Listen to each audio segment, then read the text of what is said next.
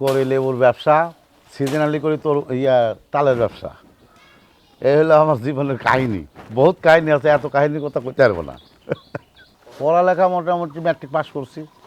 প্রথমে করেছি মোটর ডিপার্টমেন্টের চাকরি, মোটর গাড়ি চালাছি 13 বছর। মোটর ডিপার্টমেন্টের জগৎটাই খারাপ। 24 ঘন্টা রাত জাগা, রাতেও জাগা লাগে, দিনের বেলাও দেখতে হয়। আসি আবার মহাজনের কাছে গালিও শুনতে হয়। কি দরকার তোর, আমার জীবনের কষ্ট করে তোর গালি শুনবো। তারপরে চলে আসলাম ওই জগৎ থেকে। জগৎটা জুতের না, পরে জগতে চলে এলাম লেবু। তারপর থেকে মনে করো যে চলে আসলাম লেবু জগতে। লেবু চলিচ্ছে, লেবুটা সবসময় পাওয়া যায় 12 মাস। আমাদের এলাকায় বাগান আছে, দত্তপাড়া আছে, হরিশপুরে আছে, মানে নাটক জেলার গোটাটার মধ্যেই আছে। এখান থেকে বাগান থেকে ভাঙি, বাজারে নিয়ে তা বিক্রি করি আর ঢাকা সাপ্লাই দিই।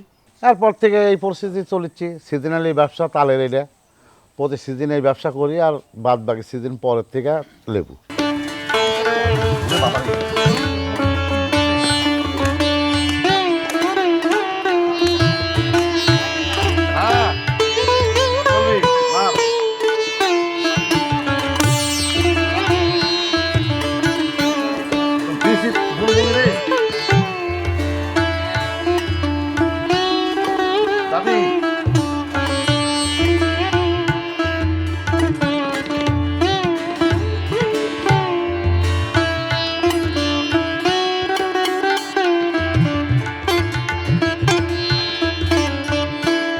একটা তালের গাছ 500 থেকে 600 টাকা কিনা লাগে, 400 টাকা কিনা লাগে।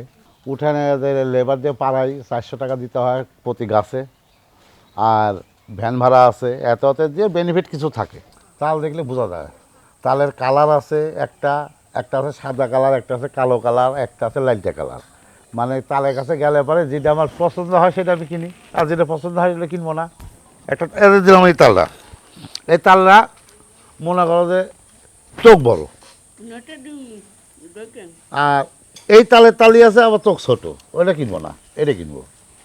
গাছে উঠা নামার হিসাবটা হলো তো শরীর যদি এদের মতো শরীর চিকন হলে সমস্যা হয় না। আর আমাদের মতো শরীর হলে এটা আমরা আর উঠতে পারবো না। কিছু কিছু গাছের দোষ আছে কাকা।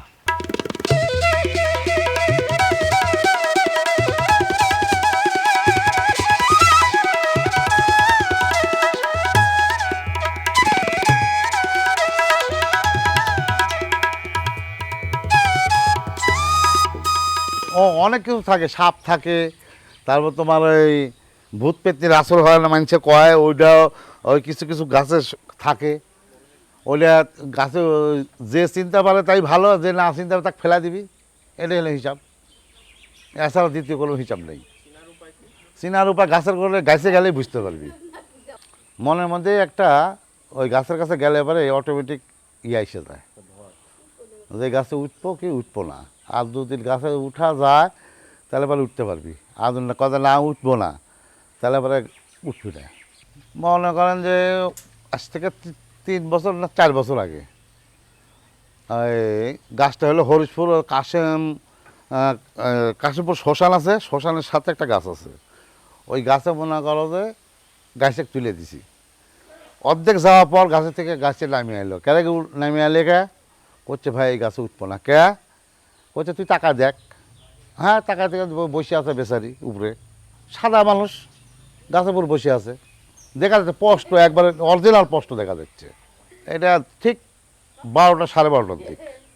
এদেরকে আমি দুপুর সন্ধ্যা এই টাইম একটু কাছে থাকে। যে গাছে মনের একটা ইয়া আছে, যে গাছে আমরা মনে করব ও যদি লাখ টাকাও দেয় আমি উঠবো না। অনেক দেখেন মানুষের একটা মনের যে এই গাছটা আমি করতে পারবো না, তো হাজার ভাইরালেও উঠবি না, ওই ইয়া করলেও উঠবি না। মনের একটা ভয় আছে, একটা ভালো ইয়া আছে, ফিল করবি না। এ পর্যন্ত আল্লাহ রহমতে আমার সাথে কিছু দেখা হয়নি, কিন্তু আমার মনের ভিতরে আমার একটা সমস্যা হয়েছে। ফার্স্ট টাইপে আমার একটা কাজ হয়েছিল, নাটোরে কয়েকটা গাছ কিনেছিলাম, ডাবের গাছ, এটা তাল গাছ না, ডাবের গাছে উঠতে যায় আমার 2 হাত অবেশ হয়ে গেছিলো।